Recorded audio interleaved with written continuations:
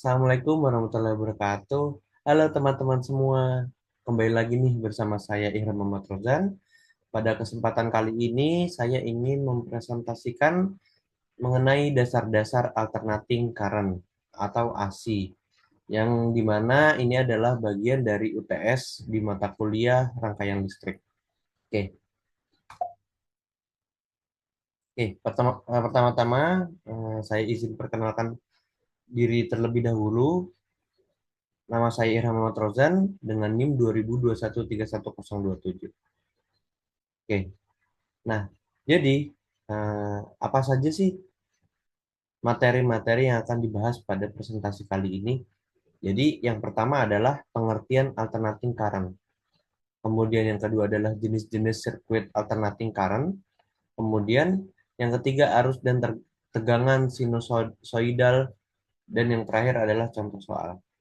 Oke, langsung saja tanpa berlama-lama ke pengertian alternating current. Apa itu alternating current? Jadi alternating current atau kita singkat saja sebagai AC. Jadi arus AC atau arus bolak-balik adalah arus arus listrik yang arah dan besarannya berubah secara periodik. Ini berbeda dari arus searah DC yang mengalir dalam satu arah tetap. Jadi gelombang AC biasanya berbentuk sinusoidal, gelombang sinus. Meskipun bisa juga berbentuk gelombang persegi atau segitiga, tergantung juga dengan aplikasinya. Jadi AC sering digunakan untuk distribusi listrik karena efisiensinya lebih tinggi dalam transmisi jarak jauh. Di sebagian besar negara, jaringan listrik AC memiliki frekuensi standar 50 Hz atau 60 Hz. Oke, nah sebelum membahas lebih jauh mengenai arus bolak-balik atau AC ini, penting untuk memahami karakteristik dasar dari sumber atau gelombang AC. Nah, salah satu sifat utama gelombang AC adalah sifat periodiknya, yaitu sifat berulang dalam selang waktu tertentu yang disebut dengan periode atau kita sebut dengan T. Sifat periodik ini berarti bahwa gelombang AC akan kembali ke nilai awalnya setelah waktu tertentu.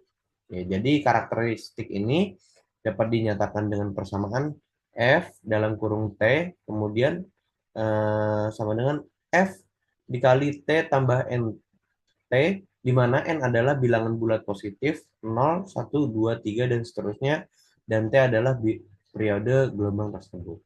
Nah, di sini terdapat gambar gelombang mengenai alternating current. Seperti itu. Oke, selanjutnya akan masuk ke jenis-jenis sirkuit alternating current. Oke, jadi di sini ada beberapa jenis alternating current, yaitu ada tiga. Yang pertama adalah sirkuit AC seri, sirkuit alternating current seri, yaitu komponen-komponen resistor, induktor, dan kapasitor dihubungkan berurutan sehingga arus yang mengalir sama untuk setiap komponen. Tetapi tegangan pada masing-masing komponen itu berbeda.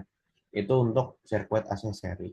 Kemudian yang kedua itu ada sirkuit alternating current paralel, yang dimana komponen-komponen dihubungkan secara paralel sehingga tegangan pada setiap komponen sama, tetapi arus mengalir berbeda tergantung impedansi komponennya. Oke. Kemudian yang terakhir ada sirkuit campuran seri paralel. Jadi ini adalah gabungan dari sirkuit seri dan paralel, di mana beberapa komponen disusun secara seri dan beberapa lainnya disusun secara paralel seperti itu. Oke, selanjutnya kita masuk ke arus dan tegangan sinusoidal. Nah, jadi di sini terdapat tabel mengenai arus sinusoidal yang dimana tegangan yang melewati elemen pasif jika arusnya sinusoidal.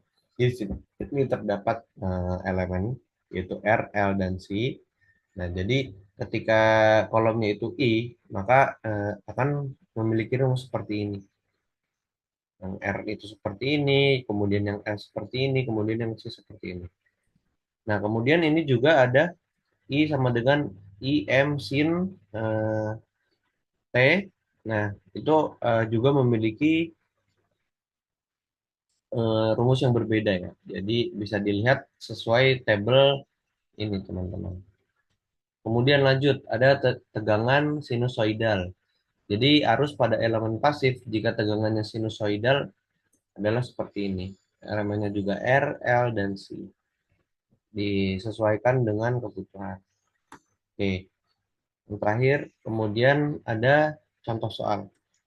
Jadi di sini ada contoh soal yang sudah diberikan jawabannya, yaitu nomor satu adalah tentukan arus I4 yang keluar dari percabangan saat arus I1, I2, dan I3 masuk percabangan jika I1 sama dengan 6 cos 3T, kemudian I2 sama dengan 4 cos dalam dikali 3T dikurang 30 derajat, kemudian I3 sama dengan min 4 akar 3 cos dikali 3T ditambah 60 derajat.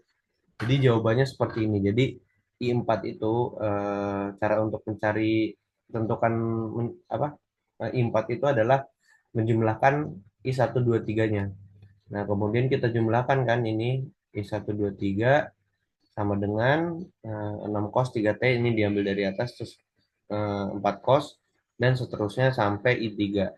Kemudian untuk dalam notasi pasor, jadi I4 itu adalah I1, I2, I3, yaitu ini menggunakan ini ya, siku 6, 0 derajat, dan seterusnya.